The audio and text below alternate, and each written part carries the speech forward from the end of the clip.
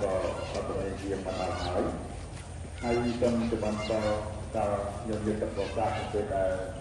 ការពីដំណើរការកុំឲ្យស្ងាត់របស់គ្នាទេណាយើងដៃតំណងដើម្បីទទួលប្រវត្តិមានតែពុះ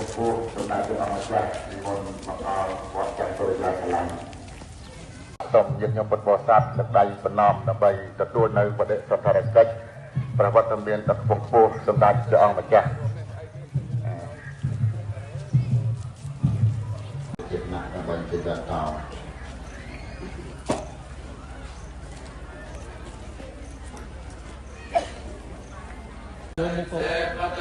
ចូលចិត្តមុខពិសេសកែសំបពុទ្ធធានាងអាមយ៉ាងខានតោប្រមាទទេសនតៈឯណាងវតៈឯណាងមនោកម្មងវលតិទេវតៈឯណាវតៈឯកាត្វានរបានតតេ